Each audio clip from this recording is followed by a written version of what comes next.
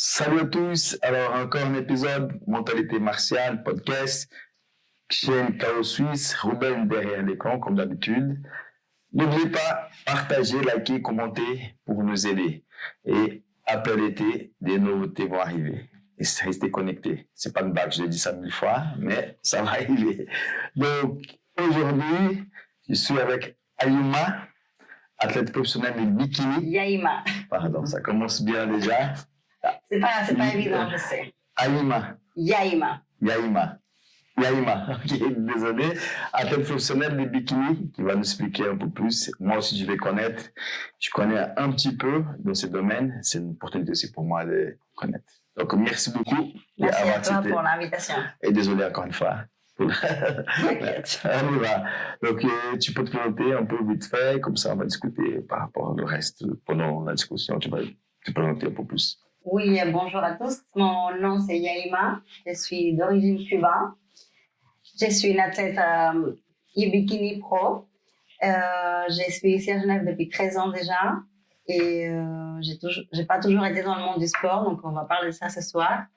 Et actuellement, je travaille à l'hôpital cantonal et je pratique le culturisme depuis 5 ans déjà. Et voilà, je vous dirai plus tard. Ok. Donc, comme à chaque fois, il n'y a pas de l'ordre. Donc, je vais poser des questions spontanément, on va dire comme ça. Quelle est l'importance pour toi du sport, je parle du sport de façon générale, pour les femmes actuellement? Alors, pour moi, le sport, c'est un symbole des pouvoirs. Je trouve qu'on manque beaucoup d'assurance en nous. Je m'attendais déjà un peu à une réponse comme ça, c'est pour ça que je demandais. Et je pense aussi que c'est important, mais je te laisse. Alors, compléter. moi, je suis un peu romantique, mais pour moi, le sport, ça te donne beaucoup de pouvoir. Pas seulement physique, sinon mental et spirituel. Et ça, je trouve qu'on a vraiment besoin dans la vie. Je pense que pour nous tous, mais aussi dans la société qu'on vit actuellement, je parle, mon domaine c'est les arts martiaux, mais je parle du sport en général, et je pense que c'est quelque chose que, on oublie un peu la santé, on va dire physique, mais le mental c'est très important aussi, et pour plusieurs raisons, pour les femmes, pour les hommes aussi bien sûr. Donc je suis tout à fait d'accord, c'est pour ça que je pose la question. Et ça fait combien de temps que tu t'entraînes bikini? Mais si j'ai bien compris, tu as changé de catégorie. Si tu peux nous expliquer aussi qu'est-ce que c'est le bikini, les compétitions. Je suis déjà allé avant, comme je t'ai expliqué en off, pour voir les compétitions à Colmar, en Suisse aussi. Parce que ma femme elle avait un magasin des sports pour les femmes, des habits, pardon. Mais est-ce que tu peux nous expliquer un peu qu'est-ce que c'est la compétition de bikini, la catégorie que tu vas changer aussi, voilà, comme ça les gens vont connaître un peu plus. D'accord. Alors, pour dire 5 ans en arrière, j'avais jamais fait du sport de ma vie. Jamais j'avais mis les pieds dans une salle de fitness. D'ailleurs, à Cuba, une salle de fitness, ça commence à exister que maintenant. Parce qu'avant, une salle de fitness, ça n'existait pas. Du coup, je suis arrivée en Suisse en 2012. Il se sont passé beaucoup de choses dans ma vie. Donc, j'avais un style de vie, une hygiène de vie très, très mauvaise. J'avais une entreprise avec mon ancien couple et on n'avait pas de temps pour rien, donc pour le sport non plus. Et je me sentais pas bien dans mon corps. J'étais pas grosse, mais j'étais pas non plus, c'était pas le physique que je voulais. Niveau santé, j'étais tout le temps fatiguée. J'avais vraiment, des fois, je tombais très, très malade, des rhumes, des douleurs, parce que j'étais tout le temps stressée et aussi une hygiène de vie mauvaise. Donc, quand j'ai décidé de prendre ma vie en main, à partir d'un événement très important dans ma vie, c'était la perte de ma maman, qui avait 45 ans. Et à partir de ce moment, c'était en octobre 2018 que j'ai décidé de prendre ma vie en main et de prendre soin de ce que j'ai, c'est mon corps, ma vie. Et du coup, j'ai tout arrêté. Donc, j'ai divorcé, j'ai quitté l'endroit où j'habitais, j'ai quitté le travail que j'avais et j'ai commencé à faire du sport. Je me suis inscrite dans un fitness.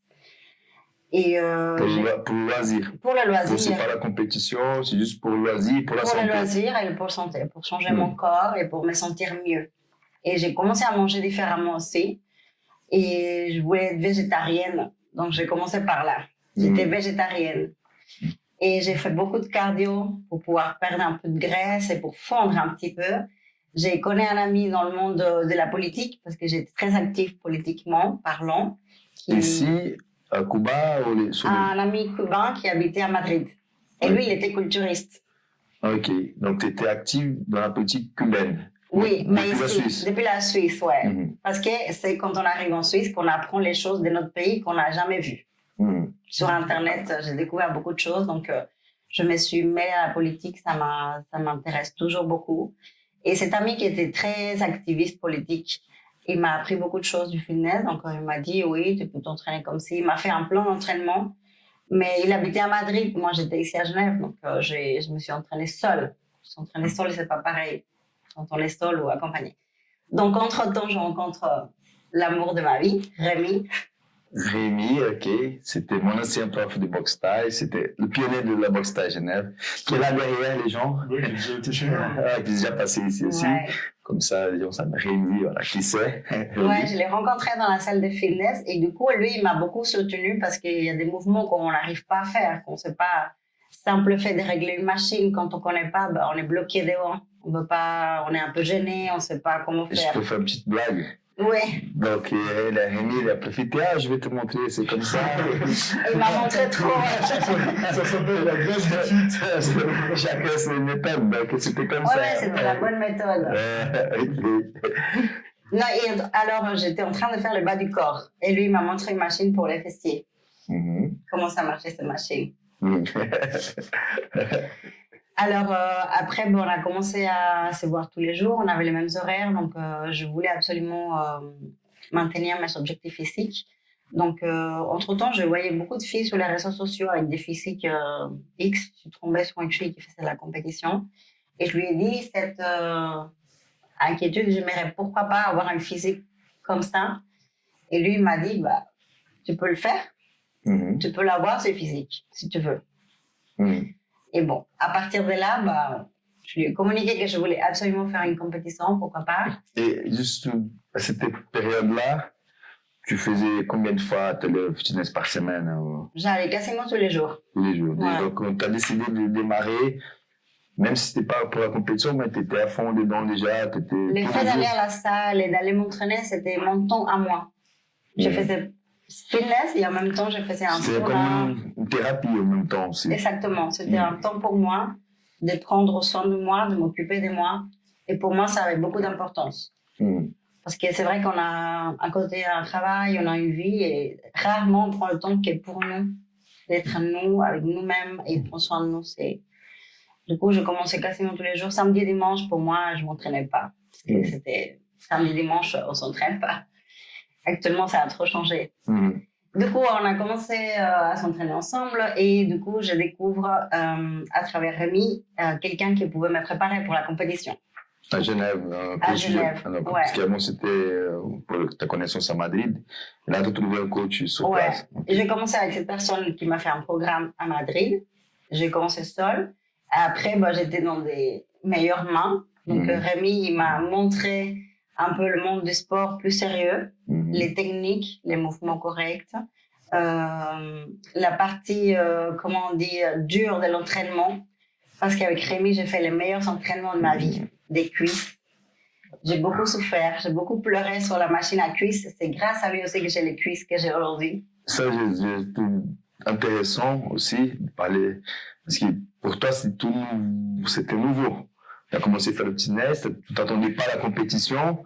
Et quand on change loisir à la compétition, il y a plusieurs choses, plusieurs éléments qui rentrent. Et par exemple, la discipline, par exemple, c'est quelque chose des fois qu'on n'a pas forcément dans le sens pour la compétition. Si tu n'as pas fait de compétition, peut-être pour d'autres choses de la vie, mais pas dans ce sens de compétition. Donc demain, je suis fatigué, mais je dois me lever, je dois aller me préparer. Donc, et ça, je pense que c'est ce côté-là, peut-être que Rémi t'a déjà... Il m'a beaucoup aidé. Il était bon. Il venait me chercher tous les jours à 6h, 7h. Tous les jours. Religieusement, il venait me chercher pour aller nous entraîner le matin. Donc j'ai compris que pour Rémi, c'était une priorité, que c'était quelque chose la base de la journée. Alors pour moi, c'est devenu la base de ma journée, c'est aller m'entraîner le matin. Avec Rémi, j'ai appris aussi, après l'entraînement, il faut manger. Donc, j'ai compris déjà qu'est-ce qu'il fallait manger. Et j'ai commencé à manger le poulet, le basique, poulet et riz qui mangent les culturistes. Donc, j'ai commencé à comprendre un peu sur la nutrition. J'ai compris aussi que pour faire une compétition, il fallait d'abord s'entraîner bien, dur, et avoir un physique déjà abouti un peu. Travailler le physique pour pouvoir après se dire, OK, j'ai fait une compétition. Je te coupe encore une fois, désolé. Donc, ça peut servir mes élèves aussi, les nouveaux. Qu'au bout d'un mois, 2 mois, ils commencent déjà à poser la question, est-ce que je peux combattre, je peux faire une compétition? Donc, écoutez ça, il faut se préparer d'abord. Exactement. Et le jour que je lui dis, alors quand est-ce que je fais cette compétition, il m'a dit, on va regarder ton physique, on va demander à cet ami qui est David Ramos, champion du monde du culturisme, qui était mon premier coach, mon premier formateur. Et il m'a dit, on va regarder avec lui ton physique, comment il est, et à partir de là, on fixe une date. Et à partir de la date, on travaille encore, parce que ça ne s'arrête pas là. Donc, on va dire qu'avant de faire ma première compétition, je me suis entraînée bien et dur 2 ans avant, à fond, quasiment tous les jours. Donc, et aujourd'hui, donc au début, t'as bien déjà démarré pour des boutons qui ne pensent pas à la compétition 5 fois par semaine. Aujourd'hui, combien de fois tu t'entraînes? Sûrement, il y a eu un grand changement, mais comment c'est aujourd'hui par rapport à l'époque tu avais commencé? C'est toujours 5 fois par semaine, mais c'est l'intensité qui a beaucoup changé, aussi 2 fois par jour, comme ça? Ça a beaucoup changé, parce que j'ai changé aussi de travail. Donc, je travaille 3 jours et 2, 3 jours oui, 2 jours non. Donc, par rapport à mon travail, j'adapte aussi mes entraînements. Et actuellement, je suis sur 4 jours et 1 jour non. Mais si je travaille 3 jours, je m'entraîne 2 jours, les 2 jours de congé, et je repose mon premier jour de travail. Et je vais essayer de m'entraîner les 2 autres jours. Donc, je fais 2-1. C'est leur mes horaires de travail. Et puis, si je peux poser une question, concernant ces entraînements, tu travailles comment par groupe musculaire, par exemple? Tu travailles pec et biceps le lundi, par exemple, et puis le mardi, tu travailles triceps. J'ai pas un jour par muscle. C'était juste pour comprendre comment c'est la routine de l'entraînement d'un athlète de ton niveau. Alors, je travaille 2 groupes musculaires par entraînement. Donc, je vais faire, par exemple, le dos et les biceps un jour. Après, je vais faire cuisses, fessiers, par exemple. Je vais faire aussi épaules, triceps. Donc, je travaille 2 groupes musculaires par entraînement. Et ça dure combien de temps à peu près chaque entraînement? Alors, ça change par rapport à la période d'entraînement ou c'est tout... Normalement, on fait 1 heure, 1 heure et demie. 1 heure, 1 heure et demie. Bien, 1 heure, 1 heure et demie. Après, je dois dire que quand on va à la salle, les personnes, ils adorent parler, venir parler, discuter, saluer. On n'est pas comme les cheveux. Mais c'est très important que quand on va à la salle, c'est pour s'entraîner. Bien sûr. Il y a des personnes qui viennent parler et qui oublient un peu que les temps de repos, je peux pas me reposer pendant 5 minutes. Il faut le respecter, oui, c'est ça. C'est pour ça que moi, je mets les écouteurs. Moi aussi, c'est moi ça. aussi. Je discute avec personne, je suis mon truc. Quand je suis seule et je ne suis pas avec Rémi, je suis un peu antisociale. Je mets les écouteurs parce que j'aime m'entraîner, je mets le chronomètre. Je me repose 1 minute ou 1 minute 30, ça dépend de l'entraînement que je fais. Et j'essaye de faire 1 heure et demie ou 1 heure. Après, si c'est les entraînements des cuisses, ça va être un peu plus long. Ou si j'ajoute du cardio, c'est encore, ça peut durer jusqu'à 2 heures. Ou si je fais les abdos aussi, ça dépend, mais pas plus qu'1 heure et demie. J'ai beaucoup de questions dans ma tête. J'espère que je ne vais pas tout oublier. Donc, combien de temps il faut pour se préparer? Donc, tu as dit que ta première compétition, c'était 2 ans pour te préparer. Mais vu que maintenant, tu as déjà un autre niveau, est-ce qu'il y a un temps minimum pour un tournoi de préparation ou ça dépend du tournoi, ça dépend de la période? Comment ça se passe? Non, je donne un exemple. Un combattant de MMA au haut niveau, il s'entraîne tout le temps, mais pour une bonne préparation, il doit faire un minimum un entraînement de 3 mois. 3, des fois même 4. Pour que, par exemple, un combattant de UFC, des fois, il accepte à la dernière minute. Mais s'il veut vraiment se préparer, donc là, on est juin, juillet, août, donc son prochain combat, il faut que ce soit septembre, octobre. Donc 3-4 mois de préparation spécifique. Ça ne veut pas dire qu'il ne s'entraîne pas avant, qu'il s'arrête de s'entraîner, mais et pour dans le sport? Alors, quand j'ai commencé à viser une compétition, je pense qu'on a préparé ça. Je me suis entraînée 2 ans avant. Je me suis entraînée, j'ai appris tout à m'entraîner, j'ai appris de mon corps, j'ai appris à faire les entraînements. Et après, ça m'a pris 1 année avant. Quand on a visé une compétition, et on s'est dit, on va faire cette compétition, il faut un physique à peu près comme ça. Et la sèche avant une compétition, ça prend déjà des 3 à 6 mois. 3 à 6 mois. Ça dépend de ton niveau physique, comment il est. Donc, minimum 6 mois de préparation. Oui. Ça, c'est le minimum, mais avoir plus. Donc, combien de compétitions un athlète de haut niveau il peut faire par année? Alors, ça dépend du physique de chaque personne, de la personne elle-même. Alors, il y a des personnes qui peuvent faire 3, 4, 6 compétitions dans l'année. Parce que quand on a déjà le physique, quand on est sec, on est prêt, bah, on profite et on enchaîne des compétitions. Donc, on va avoir 1 semaine d'espacé ou 1 mois et on essaye de faire plusieurs compétitions dans la saison, on va dire. Mais personnellement, pour le moment, j'en ai fait 2 par année. Donc, chaque 6 mois, voilà. Chaque 6 mois, oui. Tout à l'heure, tu as parlé de sèche. Ben, moi, j'ai une question je pense que c'est une question que beaucoup de gens se posent. Et peut-être tu peux démystifier un petit peu cette question-là. C'est que souvent, quand on parle de sèche, quand on essaye de faire une sèche, ben, on termine par perdre la masse. Ben, comment est-ce que tu fais pour sécher en gardant la masse? Enfin, parce que finalement, c'est le nerf de la question. C'est une ligne qui est tellement sensible, tellement fragile, que voilà, je m'interroge et puis je pense que beaucoup d'autres s'interrogent. Donc peut-être tu pourrais nous démystifier un petit peu concernant cela. Pour moi, quand j'ai fait la première compétition, la sèche, pour moi, c'était quelque chose de... Ça a toujours eu un côté émouvant parce que tu vas découvrir beaucoup de choses de ton corps, des muscles que tu n'as jamais vus. Que seulement en brûlant des graisses et en perdant toute cette eau, toute cette graisse, tu vas les voir.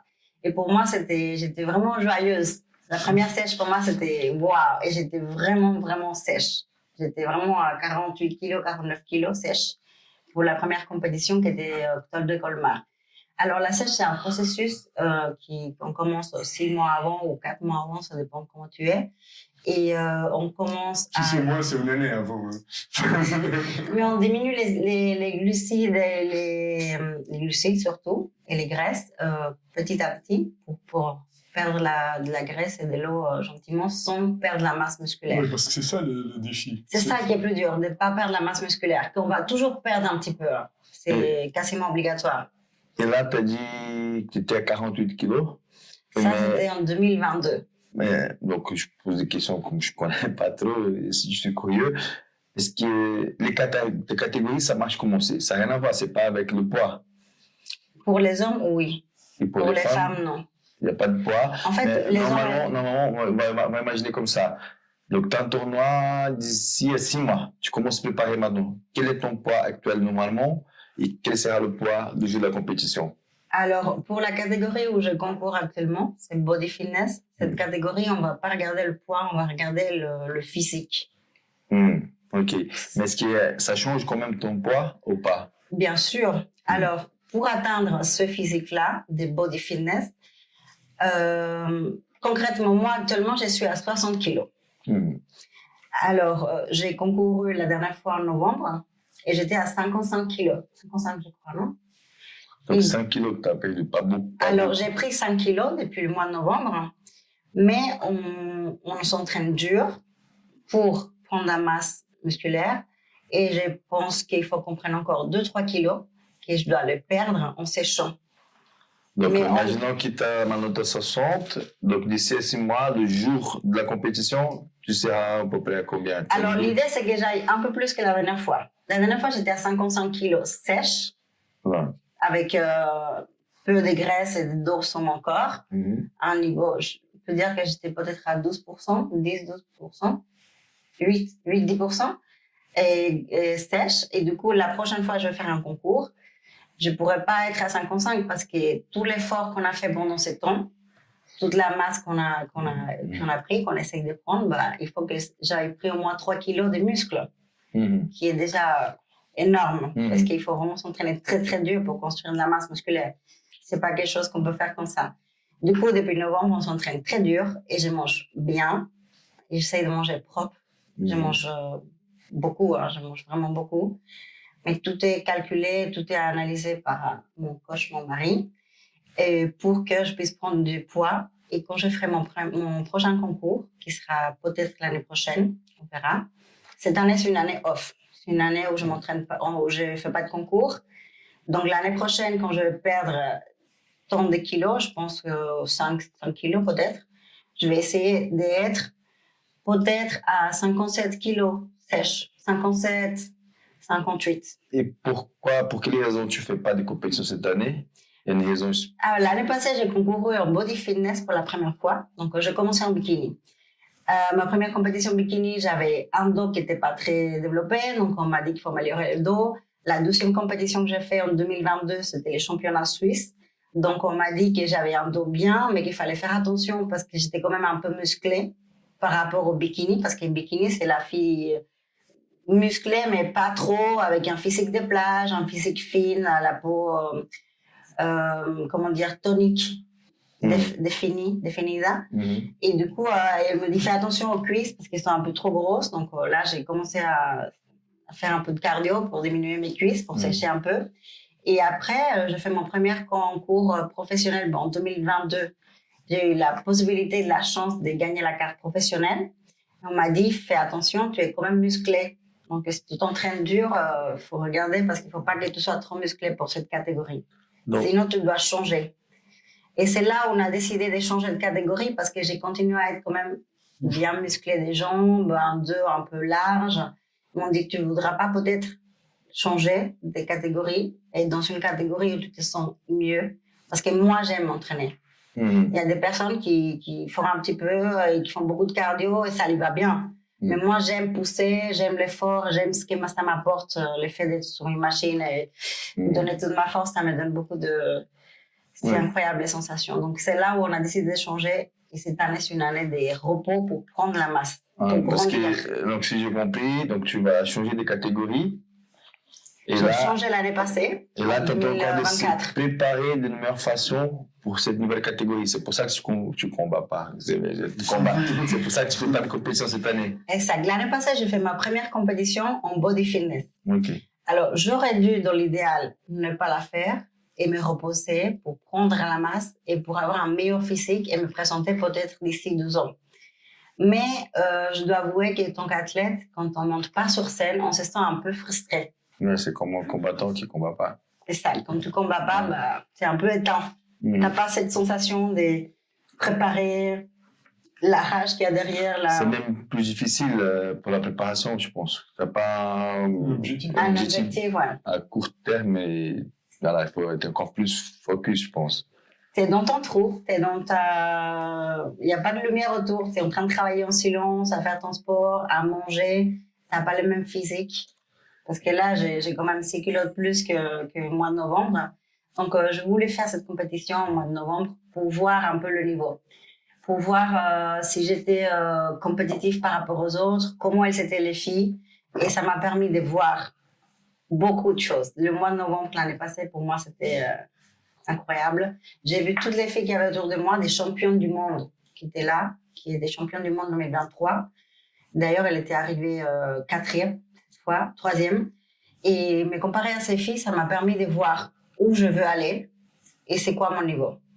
Okay. Je savais que j'allais pas gagner, parce que les gens disent non, mais il faut pas penser comme ça. Mais j'étais sûre que j'allais pas gagner parce que, attends, je suis arrivée hier. Je suis jeune dans le monde. Ouais, mais c'est clair, des fois, il faut se tester pour savoir où tu es et comme ça, tu as une idée de schéma. C'est ça, je me suis testée. Rester humble et avoir les pieds sur terre. Et j'ai pas eu peur, parce que ça fait peur. Quand je voyais tout le niveau et la masse, j'étais là. Ok, je suis une petite crevette à côté de ces filles, mais ça m'a pas fait peur, ça m'a fait un effet de waouh, je suis là. Donc, j'ai 2 questions dans ma tête, j'ai plusieurs, mais là, je peux pas oublier, je vais essayer. Donc, avant, tu as parlé de la carte professionnelle. Qu'est-ce qu'il faut faire pour avoir cette carte? Et deuxième chose, c'est, si j'ai bien compris, là, ta nouvelle catégorie, avant, tu étais bikini, maintenant, tu vas passer figure, et là, tu vas devenir plus balèze. C'est ça? Un petit peu plus, mais c'est un physique plus harmonieux. Un peu plus. Un peu plus, Ça mais dépend un de... peu plus, mais qui peut-être fait beaucoup de différence en voyant. Visuellement, il y a beaucoup de différences, ouais. Ok. Alors, la catégorie bikini, comme je disais, c'est un physique un peu plus fin. Les filles, elles sont bien toniques, elles ont quand même les abdos, les fesses bien fermes. Et on voit vraiment la goutte visible. Ça, c'est un des critères les plus importants pour être bien classé et et gagner une compétition professionnelle. Donc, les fesses, elles doivent avoir la goutte. Ça veut dire que c'est tellement bien dessiné, il y a tellement peu de graisse qu'on voit une goutte. Et ça, c'est un critère primordial pour pouvoir gagner une compétition professionnelle de bikini. Et Donc, maintenant, figure. alors, là, en 2022, au championnat suisse, j'ai gagné une carte pro. Ce qu'on nous a proposé d'une manière un peu bizarre derrière les coulisses, c'était à Rémi, parce que lui parle anglais, moi non. Du coup, quand j'ai eu cette carte pro, je me suis dit, OK, là, je Si vais... tu n'as pas cette carte, tu ne peux pas participer au tournoi professionnel, c'est ça? Non, Tu ne peux pas. non, parce que tu restes en amateur. Ok. Là, c'est une compétition amateur que j'ai fait. Et qu'est-ce qu'il faut faire pour avoir cette carte? Il faut avoir le physique qui correspond aux critères qu'ils demandent. Ok. Donc, la physique bikini à cette époque, c'était la goutte sur les fesses, un physique Et avec, pas très sec, mais assez défini. et avec cette carte pro, tu peux choisir la catégorie que tu vas participer. Oh non, c'est une carte pro pour bikini, une carte pro pour figure. Alors, c'est ça qui est bizarre et compliqué dans cette fédération. C'est que quand tu as une carte pro, tu peux changer des catégories. Ok. Alors, c'est vrai que tu es professionnel dans une autre catégorie, mais tu restes quand même débutante en cette catégorie. Parce qu'en novembre 2024, je me suis présentée à une compétition de body fitness comme athlète professionnel, mais je n'ai pas gagné cette compétition. Je suis bikini professionnel qui est devenu body fitness, mais pour atteindre le niveau body fitness, je dois encore travailler très dur. Ok. Parce qu'il faut beaucoup de masse, des largeurs des épaules, de la profondeur du dos. Et quand on travaille si dur pendant l'année, vu que malheureusement on n'arrive pas à gagner une compétition, et qu'on met de l'espoir, comment ça se gère?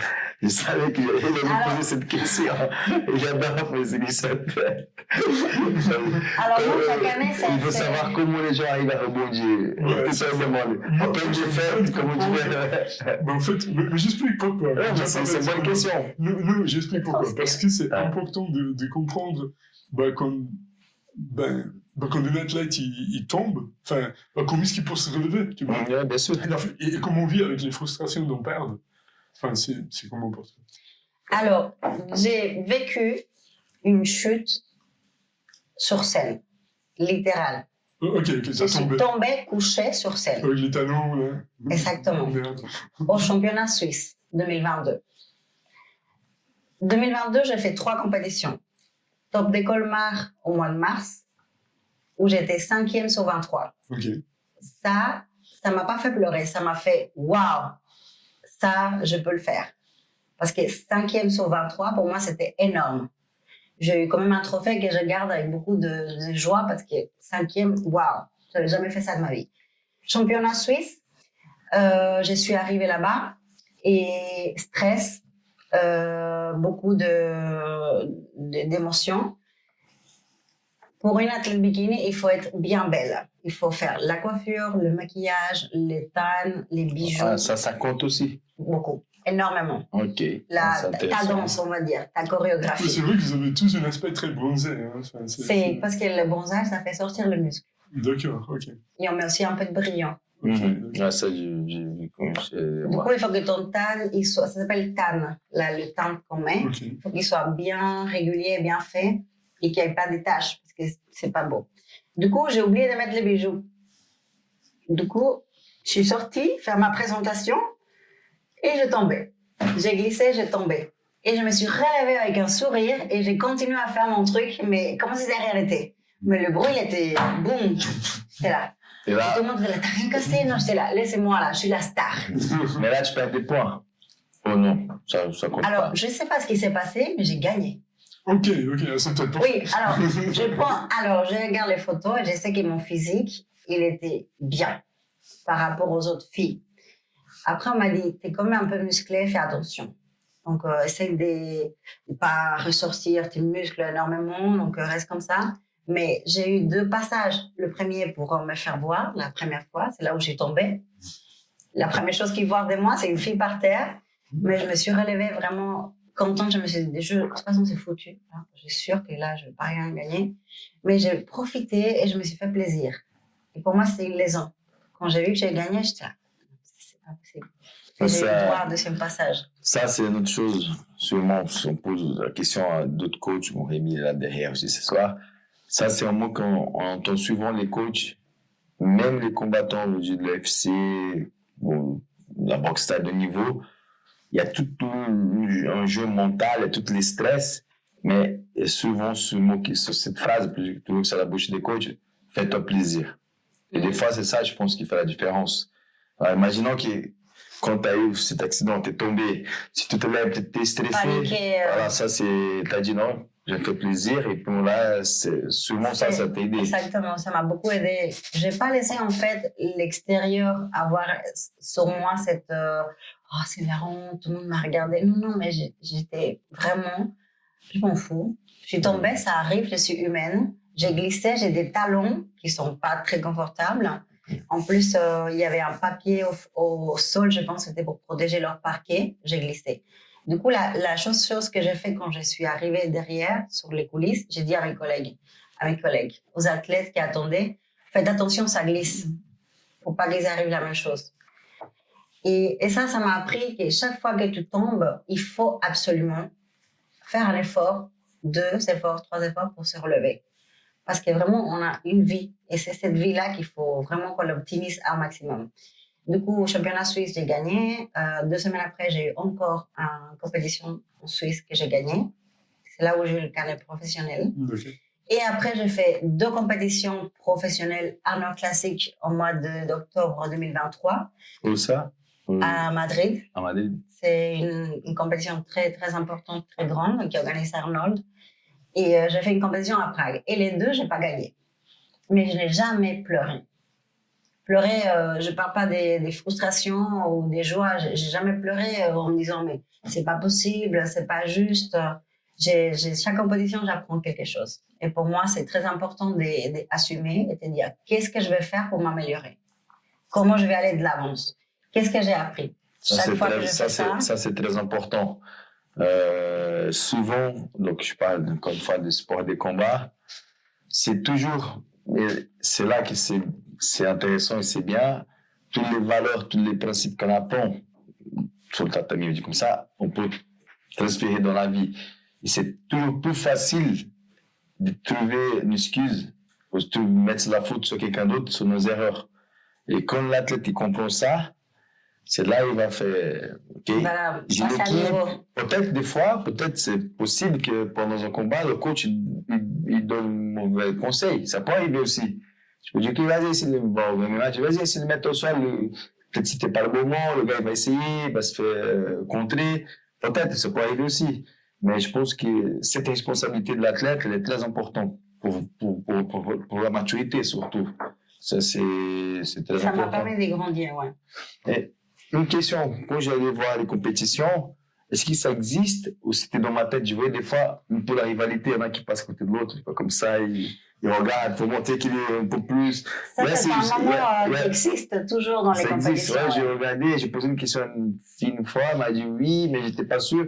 Mais c'est pas une provocation, mais c'est un jeu mental, c'est quoi? Il passe et il va comme ça. En fait, nous, normalement, ça se passe comme ça. On a une présentation, quand on dit notre prénom, il y a Imam Ali, je viens, je fais ma présentation. Après, je passe dans la file, donc on est une vingtaine. Et ils vont nous appeler les vingtaines, donc on va aller toutes devant et on va faire ensemble la présentation. C'est ce moment-là que je voyais un peu. Alors, il y a 3 moments. Il y a ta présentation, la présentation ensemble, les comparatifs, et il y a un moment où ils disent 1 minute free, où tu fais ce que tu veux. Et c'est là où chaque personne fait sa présentation et tu profites pour te mettre en avant et passer à côté de celui qui est à côté de toi pour dire « Regardez-moi ». C'est plutôt moi que vous devez regarder, pas lui. Mais il y a des personnes qui ont vraiment... Mais dans les hommes, c'est peut-être un peu plus viril. Entre les hommes, c'est un peu plus chaud parce que des fois, ils sont un peu énervés. Ouais, ça, j'ai vu. C'est chaud. J'ai trouvé marrant parce que je voyais ça. Et dans ma tête, je me posais des questions. Je ne sais pas si ça peut arriver là, mais j'imaginais, s'il y a une bagarre entre les deux gars, ils sont costauds, mais ça passe pas, ça doit être deux. J'attendais ça, ça serait marrant si les deux, tu vois. Mais ça n'arrivait pas. Mais je voyais que des fois, c'était un peu. Un ring au milieu d'une compétition de culture, ça serait vraiment quelque chose de. Ouais, c'est pour ça que j'ai posé la question. Non, c'est un moment assez. Pour moi, c'est assez intéressant parce que c'est là où tu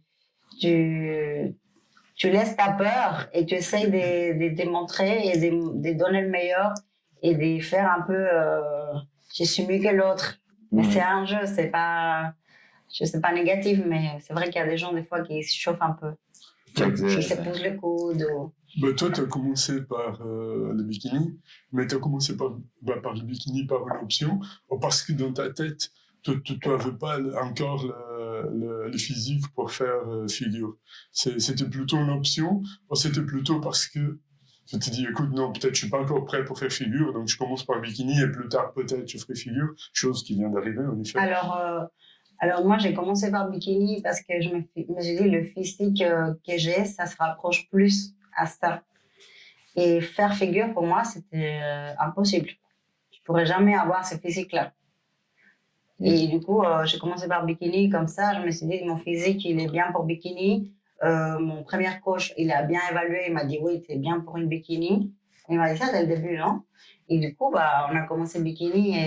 Mais quand j'ai appris à m'entraîner, que j'ai vu ce que j'ai ressenti à la salle, et comment mon corps, il a réagi, parce que ton corps, il comprend vite. Si tu t'entraînes bien, ton corps, il comprend. Et si tu manges bien, il comprend encore mieux. C'est là où je me suis dit, ah, ok, il faut que je fasse gaffe parce que mes cuisses, comme ça.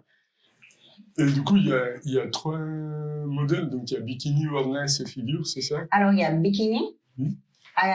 Dans la fédération à laquelle j'appartiens, qui s'appelle l'AIFBB, il y a bikini, wellness. Juste. Les filles qui ont les brésiliennes, qui ont les cuisses assez développées et les fessiers bien galbés. Et un haut assez. Le plus important, c'est le bas du corps. Le bas du corps. Ça, c'est les brésiliennes qui sont les stars parce que vraiment, elles sont la génétique pour, elles sont vraiment. Après, il y a body fitness qui est un physique plus harmonieux, plus symétrique. Donc, les épaules rondes, le physique en V. Après, il y a bodybuilding pour femmes et woman physique, donc les femmes bodybuilders. Vraiment bien musclées, qui ressemblent à un physique d'un homme vraiment énorme. Et quels sont les critères? Comment c'est le règlement des compétitions? Alors, la fédération à laquelle j'appartiens... Parce qu'il y en a plusieurs. Il y a beaucoup de fédérations dans le monde entier. Malheureusement, la fédération à laquelle j'appartiens, elle s'est séparée. Donc, il existe IFBB, Elite Pro, à laquelle j'appartiens. Il y a NPC, qui est plutôt dans les États-Unis qu'elle est née. Il y a des compétitions maintenant partout dans le monde, mais d'abord, c'est, on va dire, des États-Unis. Et l'IFBB, il y a plutôt des compétitions en Europe, en Amérique latine et en Afrique. Et cette compétition, ils sont plutôt basés sur l'élégance et l'esthétisme du culturisme, sans que ce soit une muscle trop développé. Les critères, ils sont assez soft pour chacune des catégories. Mais par exemple, tu as dit qu'il y a 3 moments. Donc, chacune fait ce truc. Il y a combien de juges et combien ils marquent? Il y a un truc. Les juges, il y a une vingtaine. Ça dépend des championnats que tu fais. Si tu fais le championnat national, ça peut être jusqu'à 5. Si tu fais l'Arnold classique, tu peux avoir une vingtaine de juges. On va prendre l'exemple, par exemple, pour le championnat national, avec 5 juges. Ils vont noter, ils vont donner les notes pour chaque fille, et après ils font Ils consultent entre eux et ils regardent par rapport à ce qu'ils ont vu chacun. Ils vont mettre ça ensemble et ils vont prendre la décision. Ils choisissent 3. Okay, donc ça veut dire qu'il y a une discussion entre les juges. Entre les juges, oui, ils marquent sur un carnet. D'accord, non, parce que dans le sport de combat, c'est déjà le contraire. Ils sont séparés. Comme ça, il n'y a pas, tu vois, d'arrangement. À la fin, il y a quelqu'un qui vient, qui prend chaque carnet. Mais comme ça, et là, ils vont faire le calcul. Voilà. Si sommes nous 3, t'as lui que je sais pas qui a gagné le premier round, le deuxième round, moi, d'autres choses, après, ils font la moyenne. Mais il n'y a pas de communication entre les juges. Tu vois. Alors, là, ici, ils communiquent. Mais tu as dit quelque chose qui m'attire l'attention, c'est qu'il n'y a pas d'arrangement. Ça, on n'est pas libéré de ça, 100%. Pourquoi? Ce que j'ai remarqué dans ces compétitions, c'est que dans le monde du culturisme, plus tu es connu, plus tu as la chance de gagner. Ok. Pourquoi? Ça Parce aide.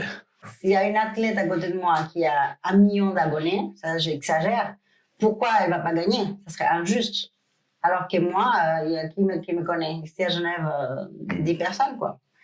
Du coup, plus tu es visible sur les réseaux, tu es médiatisé, tu as beaucoup d'abonnés, bah, je me rappelle très bien à Prague, quand j'ai fait la première compétition professionnelle, j'ai regardé la scène, j'ai dit c'est à mon mari. La seule qui a moins de 1000 abonnés, c'est moi. Je sais que toutes les filles qui étaient là, c'était 10K, 300K, Sois pas 200K. triste, nous non plus, on n'a pas mis l'abonné. Voilà. Mais c'est le début d'une belle histoire. Donc là, il faut laisser ça de côté et se dire, peut-être je vais gagner. À Prague, j'étais pas sûre de gagner parce qu'il y avait vraiment une forte concurrence. Mais c'est vrai qu'on n'est pas exempt qu'il y ait des trucs à ranger aussi. Donc, vu qu'on parle déjà un petit peu des situations un peu polémiques dans ton sport, on va enchaîner. Tu veux poser des questions? Tu veux que je pose? Je sais qu'il aime poser cette question aussi. Le doping dans le physiculturisme existe pas et comment, pour toi, dans ta catégorie, on va dire comme ça, on va pas dire généralement, mais dans la catégorie où tu fais la compétition actuellement, ça existe, je pense. Et est-ce qu'il y a un contrôle? Alors, non, il n'y a pas de contrôle et ça existe, bien évidemment. Pas que dans cette catégorie, ça existe dans toutes les catégories. Après, c'est un choix de l'athlète. Donc, le contrôle, c'est zéro. Contrôle zéro. C'est un peu peut-être stupide de poser cette question de ma part parce que quand tu vois les peu, voilà, c'est presque impossible. Mais donc, elle pouvait avoir un petit contrôle quand même, donc il y a 0-0. Il y a des fédérations, ils font des contrôles. C'est des fédérations qui s'appellent, c'est la fédération naturelle, la double, je ne sais pas comment on dit, mais c'est une fédération où ils font des contrôles. Tu te présentes et ils font des contrôles. Mais là, c'est pas la même chose. S'il y a le contrôle, c'est pas. Alors, il y a des athlètes qui font cette compétition naturelle ou ils sont pas naturels. Mais au moment qu'ils font les tests de dopage, ils font le cycle, ouais. Il y a tout qui est parti. Ça, c'est des cycles. C'est ça que je voulais savoir. Donc, le contrôle, c'est le jour du tournoi. Ouais. C'est pas aléatoire, donc tu es sur toi, il vient les tocs, il faut. Ah non, ok. Après, je pense que c'est un choix de chacun, de prendre ou pas. Ça dépend de ce que tu veux vraiment. Je pense qu'on se rend même pas compte les limites qu'on peut atteindre naturellement, de ce que notre corps peut nous donner. Et des compétitions que tu as gagnées. Tu penses que dans ta catégorie, il y avait des filles dopées et tu les battues quand même? Oui, bien sûr, je pense. Ok. Je les pense, c'est visible. C'était vraiment visible. Après, actuellement, dans les salles, il y a beaucoup de personnes qui prennent et qui sont des simples adolescents, qui voient beaucoup les réseaux sociaux, qui veulent ressembler à ci, qui veulent ressembler à ça, et qui prennent des produits dopants. Même des athlètes de haut niveau qu'on ne pense pas dans le cyclisme, dans l'athlétisme, prennent des stéroïdes. Donc les personnes... C'est un flot, le doping, c'est de plus en plus, malheureusement. Malheureusement. Et puis ça est devenu tellement facile à acquérir et c'est accessible. Ouais. Après, je pense que si les personnes font ça correctement, intelligemment, ça peut aboutir à quelque chose. Après, ça dépend des priorités des personnes. Il faut voir qu'est-ce que tu veux. Si tu préfères privilégier ta santé et découvrir qu'est-ce que tu peux atteindre de manière naturelle, et ça me semble plus intelligent. Ça, c'était la question que j'allais te poser. Moi, ce que je pense, c'est qu'il ne faut pas mélanger le doping et la nutrition. Parce que souvent, il y a une certaine cognition les gens qui ne connaissent pas, ils vont souvent mélanger. Ah, mais tu prends de la créatine. Et sachant que la créatine n'est pas doping. Donc souvent, il y a cette connexion. Donc, quand on parle doping, on parle plutôt de stéroïdes anabolisants, de dianabol, des trucs injectables. Bon, alors moi, je ne connais pas les noms. Vraiment, je suis à côté de la plaque avec tous ces noms. Ça, c'était ma question. C'était quoi ta priorité? Je t'ai déjà répondu. Alors, ma priorité, c'est 100% la santé. Alors, mon histoire et la nutrition, j'ai commencé avec le végétarien, j'étais végane, je voulais absolument, j'adore les animaux. Et moi, ce que j'ai découvert en étant végétarienne, et je respecte les personnes qui sont végétariens, je suis tombée très malade. j'ai perdu beaucoup de cheveux. J'ai eu des plaques sur ma peau parce que je mangeais pas de viande, pas un steak, pas du poulet, pas des œufs. Et ça m'a duré 6 mois. Et j'étais très malade.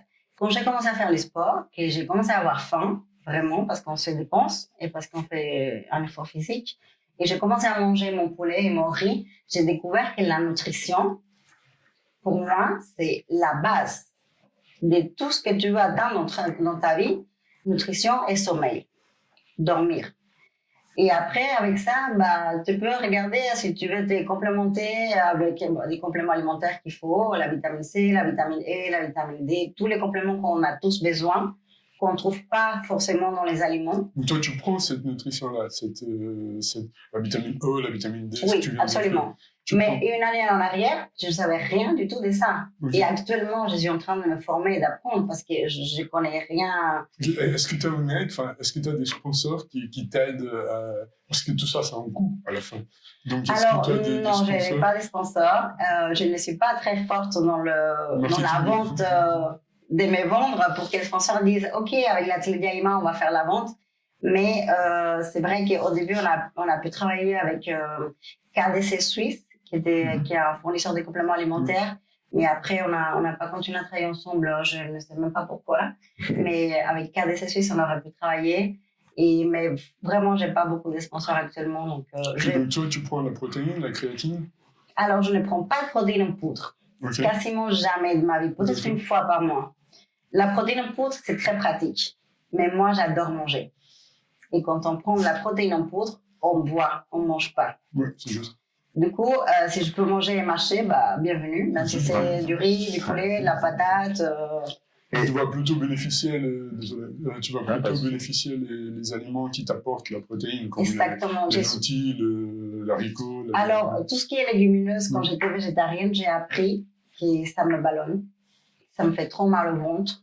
Et je ne peux pas prendre. Mais j'adore les lentilles, les haricots, c'est la spécialité de mon pays, les frijoles negros. Bah, ça, j'adore. Et là, si je mange ça maintenant, bah, j'ai trop mal au ventre, quoi. Okay, et là, tu as dit une chose très importante pour les athlètes, pas que pour les athlètes, pour nous tous, mais le sommeil. Combien d'heures tu arrives à avoir par nuit? Comment tu arrives à gérer ça? Dans mes rêves idéaux, 8 heures. Ouais, mais est-ce qu'il t'arrive à faire ça? Non. Ok. Parce que ça, c'est une partie, des fois, encore oubliée pour certains athlètes. Après, ça dépend de la réalité de chacun. Voilà, je laisse un petit message aussi. Je laisse un petit message aussi à tous les jeunes, mes filles aussi, je parle tout souvent avec. Le téléphone, le soir, ça peut déjà casser tout. Tu commences, quand tu vois, bon, 1 heure, 2 heures déjà passé. Même moi, des fois, je parle de vous. Et pour les athlètes, donc, c'est pénible, mais pour nous tous. Et c'est pour ça que je voulais poser la question, parce que t'as dit le sommeil, la nourriture. Mais avec la vie, donc, tu travailles à côté, donc, donc l'idéal, c'est 8, c'est le minimum. Moi, je pense que je suis à 80% de mes objectifs sommeil. Okay. Je suis une casse-pied avec le sommeil. J'arrête pas à dire à Rémi, il faut qu'on se couche, Moi, j'ai fini mon travail et je passe. Les gens me disent, tu t'entraînes combien de temps? Je m'entraîne moins du temps que je passe en cuisine. Je passe plus de temps à la cuisine qu'en m'entraînant.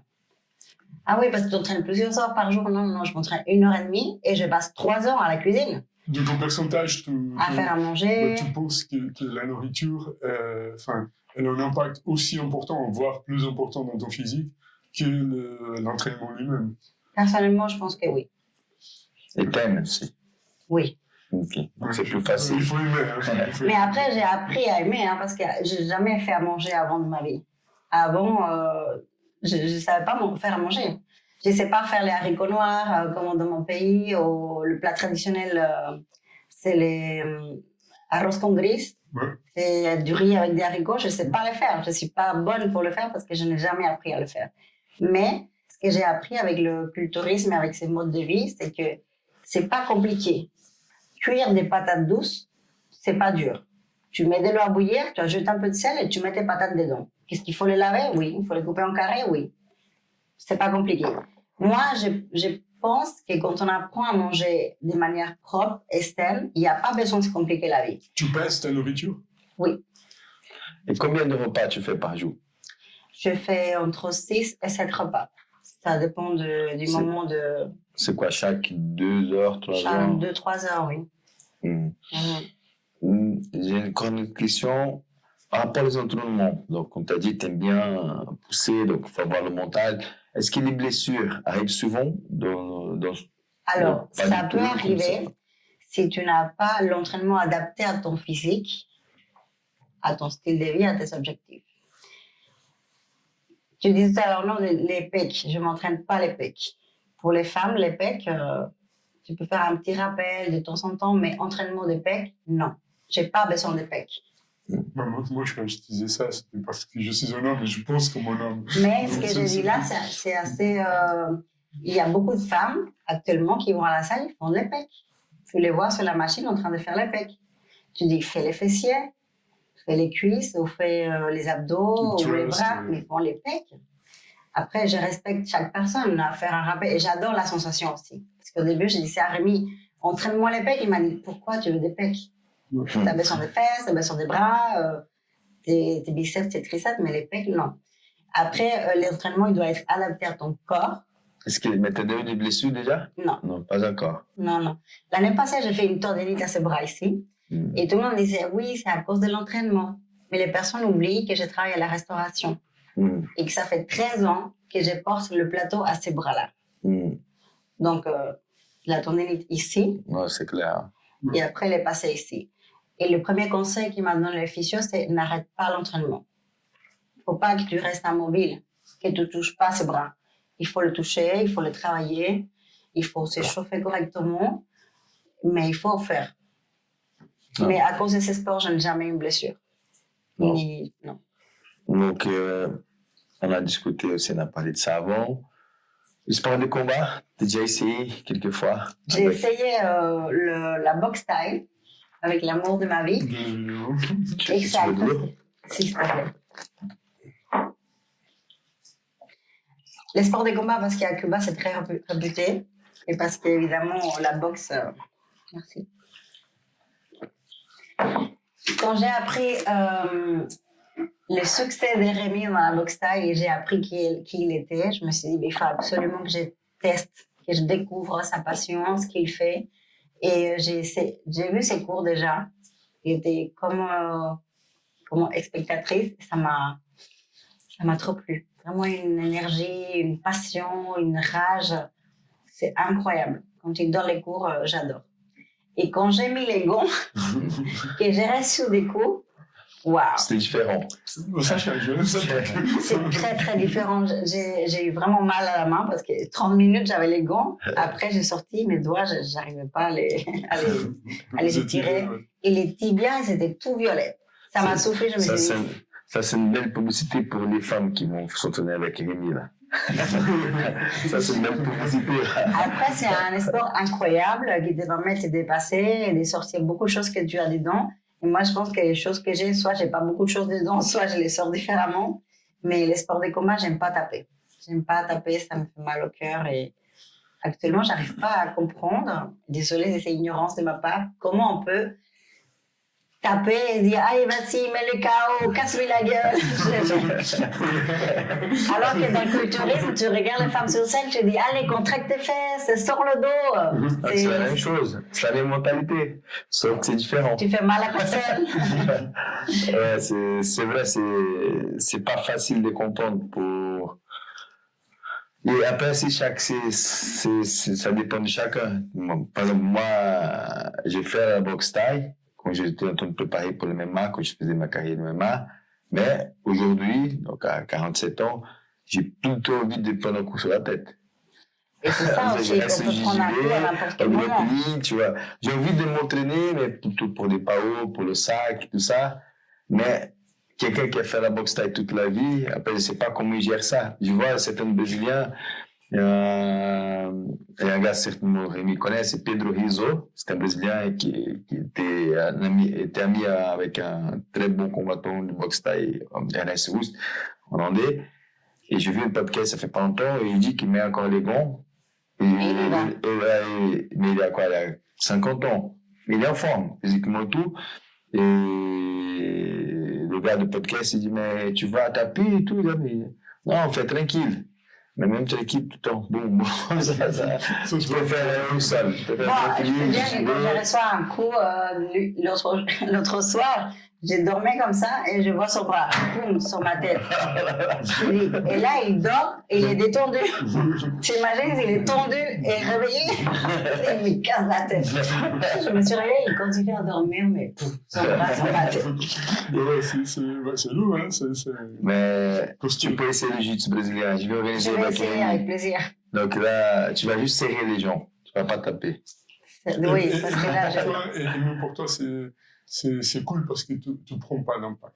Et moi, ce qui me plaît beaucoup dans le GGB, c'est qu'il n'y a pas forcément des coups. C'est plutôt des pressions, des forces, etc. C'est un peu comme, c'est un cliché, tout le monde dit ça, mais j'ai envie de le dire, c'est un peu comme un jeu d'échecs, tu vois, c'est très stratégique, il faut beaucoup réfléchir. C'est ce que je trouve fascinant dans le GGB, en général. Je pense que c'est quelque chose que tu pourrais aimer, je dis la même chose à mon épouse. Hein. Enfin, mon épouse, elle est un peu comme toi, elle est anti-combat. Elle n'a pas encore commencé? Non, et je pense qu'il ne va jamais commencer, honnêtement. Je vais profiter pour faire la publicité, on a un cours que pour les filles, là. Cours femmes, 100% féminin. Voilà, vous pouvez essayer. C'est quel jour? Mercredi. Mercredi, le soir. Mercredi, le soir. Et c'est une prof aussi, c'est pas moi. C'est Maïli, c'est une fille qui fait le cours. Ça, c'est mieux parce que tu rentres plus en confiance. Une femme, tu sais qu'elle gère, donc... Parce que vous ne faites pas confiance en nous. Les hommes... Ce qu'il faut savoir, c'est qu'on a déjà discuté ici avec Amanda, qui est un invité de ce podcast. Et ce qu'il faut savoir, c'est que dans le jiu-jitsu, forcément, il y a beaucoup de contacts physiques. On se met sur les femmes se mettent sur nous. Enfin, je dis les femmes parce qu'on parle des femmes, mais c'est avec nos partenaires respectifs. Et du coup, effectivement, ça peut déplaire à quelques femmes de s'entraîner avec un garçon. Mais, enfin, s'il reste sain, s'il reste, voilà, c'est très cool. Tu sais, avant d'ouvrir ces cours femmes, j'ai pensé beaucoup à ça, mais c'est vrai. Ça aussi, mais après j'ai compris aussi, comme tu viens de dire, les femmes se comprennent mieux entre les femmes. C'est comme quand j'entraîne une femme, elle se sent plus en confiance, moi aussi, parce que je voulais dire, il faut travailler ses fessiers, il faut bouger comme ça. Alors que si je suis coachée par un homme, c'est différent, ou si je coach un homme aussi. Oui, mais justement, donc c'était une de mes questions. Parce que toi, tu es aussi coaching, tu fais aussi du coaching, oui, tu es coach. À côté, j'ai fait des coachings, surtout des femmes. D'accord. Voilà. Donc si les gens veulent s'entraîner avec toi, c'est comment? Alors, ils me contactent par Instagram ou à travers Rémi, parce que Rémi, c'est mon manager. Nous, on a fait pareil. Hein. Ah, d'accord. Nous, on a contacté Rémi. Bon, voilà. Rémi, il s'occupe à peu près de tout, ma carrière et tout mon planning sportif. Donc, à côté de ton travail à l'hôpital, tu donnes des cours aussi. Exactement. Tu fais le coaching privé pour les femmes. Et mon travail à l'hôpital, il est assez difficile parce que je travaille 12 heures par jour. 12. Ok. J'ai travaillé dès 7h du matin, 7h15 jusqu'à 19h15. Donc aujourd'hui, j'ai travaillé. Et normalement, après le travail, je mange dans le bus et après, je vais aller m'entraîner. Ou je mange dans le bus et après, je vais faire un coaching. Donc ma journée, elle finit à 10h le soir, en fait. C'est des longues journées quand même. Ouais. Mais ça paye parce que le lendemain, je ne parle pas seulement monétairement,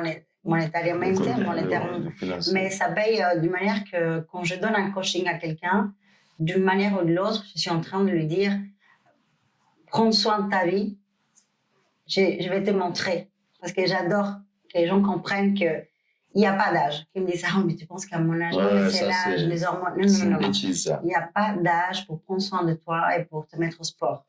Et pour manger correctement et pour te dire ok, là, je vais essayer de faire un sport qui va me permettre d'être plus sûre de moi-même et d'affronter les choses de la vie.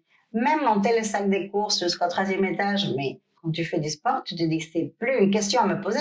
Je monte. C'est pas comment je vais faire maintenant avec mes courses. Le chariot, tu le laisses de côté, c'est pour les grands-mères. Et tu montes tes courses et vas-y. C'est comme ça dans la vie. Et tu affrontes les choses. Et si tu dois résumer ta vie avant et après avoir commencé à démarrer le sport, comment tu pourrais résumer? Tu peux dire, écoute, avec des mots, comment tu peux nous expliquer? Pas que les changements, mais voilà, je sais pas si tu as compris la question. Oui, ouais, c'est avant le sport. Je dis dans tous les sens. Ouais, non, je ne sais pas qui j'étais. J'étais quelqu'un qui suivait un style de vie ou qui suivait une vie ou qui suivait un cercle et dans la famille où j'étais ou avec les personnes qui j'étais. Mais j'étais pas là. Je prenais pas conscience vraiment de ce que j'avais devant moi.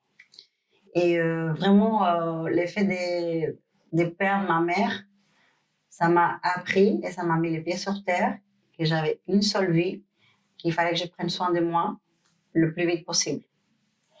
Et le sport aussi, c'est tous ces côtés de pouvoir se dépasser.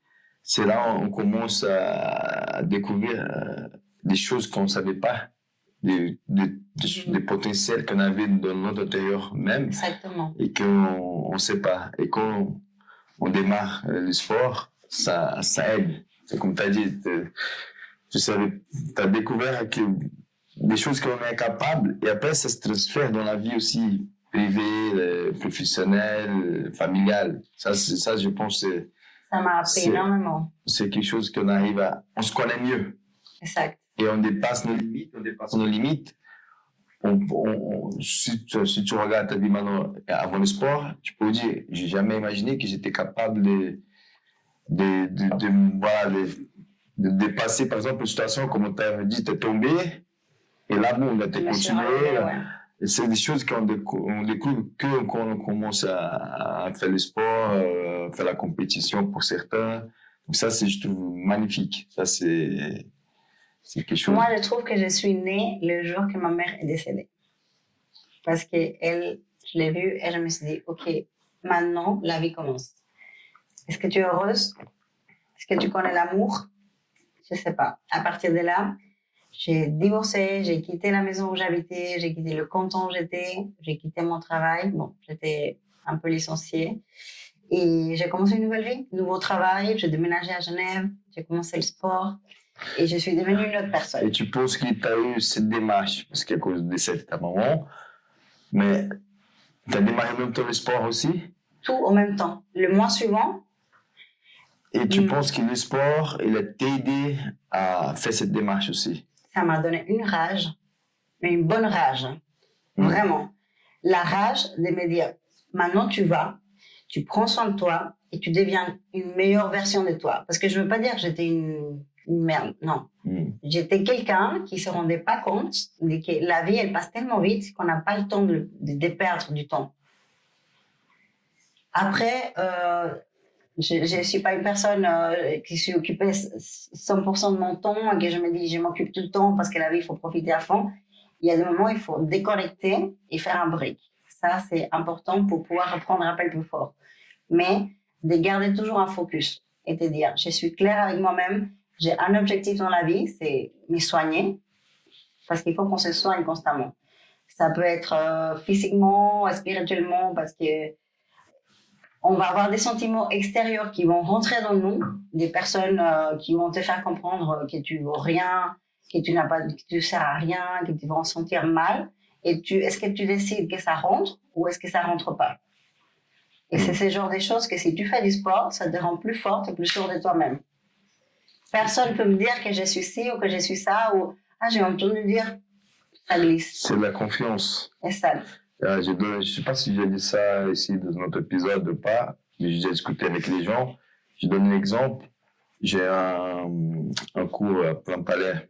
C'est un projet social avec la ville de Genève, à la TB. C'est l'association qui fait un couple. Et j'ai un enfant, il a 10 ans, 11, peut-être 12 maximum. Ça fait déjà 2-3 ans peut-être qu'il fait le JB, le jiu-jitsu brésilien. Et il est né déjà avec une déficience au niveau des jambes. Et donc, quand il a commencé, il avait la peine à marcher. Donc, c'était un peu compliqué. Et aujourd'hui, il court. Le jiu-jitsu brésilien a fait un miracle? Non. De travail, coordination, tout ça, ça a aidé? Oui. Mais c'est la confiance qu'il a eue travail qu'il qui a fait. maintenant, il a la confiance de pouvoir marcher plus vite, courir. Et ça, c'était le point le plus important. C'est la confiance qu'il a eue, qu'avant, il n'avait pas. Et c'est poser des questions. Est-ce que les gens vont me regarder? Est-ce que je marche bien ou pas? Est-ce que j'arrive à suivre tout le monde ou pas? La gestion de la peur. Ouais, aussi. Et cette confiance qu'il a eue, et maintenant, il court, il fait normal comme tout le monde, il fait des compétitions. Et ça, c'est quelque chose qui, dans les arts martiaux, on a beaucoup, mais je pense que dans le sport général aussi, ça Moi, ça m'apporte énormément. Ouais. Donc, ceux qui voient démarrer le sport. Demain. Faut pas attendre ni lundi, ni l'année prochaine, ni janvier, ni septembre. Donc, je pense qu'on arrive vers la fin. Et sûrement, j'ai oublié quelques questions. Il y en a beaucoup qui sont venus, mais je pense que Vous pouvez les écrire en commentaire et on va essayer de répondre. Voilà. Là, t'es bien, là, tu peux avoir beaucoup d'abonnés, là. Et si tu peux laisser un message à tous qui voient la vidéo, pas seulement pour les femmes, qu'est-ce que tu, voilà, par rapport au sport, par rapport à la vie, quel message tu peux laisser aux gens? Alors, le premier message, c'est la vie, c'est maintenant. La vie, c'est maintenant. La prochaine minute, la prochaine heure qui suit, c'est la vie, c'est maintenant. Tes décisions comptent. Les choix qu'on fait. Et l'autre, c'est si vous commencez le sport, soyez pas radin. Un sac à main, ça coûte super cher, mais un coach sportif, ça coûte moins cher. Donc, prenez quelqu'un qui connaît, qui est professionnel et qui peut vous donner des conseils et vous guider pour commencer. 3 mois minimum, vous prenez un coach sportif qui vous guide, qui regarde votre corps et vous dit quoi faire. Et commencez le sport. Ça va vous changer la vie. Merci beaucoup pour ces conseils. Parce que ça m'énerve, ça me rend fou des fois. J'ai des élèves qui disent « Ah, je ne veux pas faire la compétition parce que je n'ai pas d'argent, je ne veux pas acheter un nouveau kimono. » Mais, comme tu as dit, un sac, ça coûte cher. Et des fois... Des baskets. C'est la discothèque, c'est les bières, tu vois, c'est la boîte de nuit, que ça coûte beaucoup plus cher. Exactement. C'est un choix, comme tu as dit. Ça, c'est un beau message. Un autre truc que j'ai à dire, parce que ça sort tout le temps. Vas-y. Vous n'allez pas devenir trop musclé. Parce que tout le monde dit, ouais, mais si je commence à m'entraîner, je ne veux pas devenir trop. Surtout les femmes, elles ont cette peur. Je ne veux pas vous démotiver. J'aimerais bien que mon commentaire, ça fâche quelques personnes en disant, attends, je vais te montrer. Vous n'allez pas devenir musclé. Parce que pour devenir super musclé, il faut vraiment manger 7 jours sur 7 propre, avoir un régime alimentaire calculé et tout préparé par quelqu'un, et minimum 6 ans pour être musclé et forte et comme un homme. Et même, vous ne serez pas comme un homme. Donc, entraînez-vous dur avec quelqu'un qui va vous dire qu'est-ce qu'il faut faire, comment il faut le faire, quelqu'un qui connaît. Mais commencez simplement, vous n'allez pas devenir musclé, vous allez être meilleur. Ah, pas peur de devenir trop balèze. Non, parce que ça n'arrive pas comme ça. Sauf si tu utilises certains produits. Ça et même en utilisant certains produits, c'est dur, parce qu'il faut derrière que tu manges, que tu dormes, que tu t'entraînes. C'est ça, c'est drôle, parce que des fois, les gens pensent que je commence à utiliser les stéroïdes, ça va aller, mais il y a toutes les préparations aussi, c'est pas comme ça. Et c'est pas l'idéal pour la santé. Bon, surtout pour la jeunesse qui nous écoute. C'est pas le top. Alors, merci beaucoup. Avant de finir, abonnez-vous, partagez, likez, laissez des commentaires positifs, négatifs, n'importe. On a commencé à avoir l'habitude. On a déjà eu certains commentaires négatifs, positifs. Mais c'est pas grave, c'est comme ça que vous allez nous aider. Donc, merci beaucoup. Je ne vais pas répéter le prénom, sinon Yaïma. Je vais pas mettre le Merci à toi.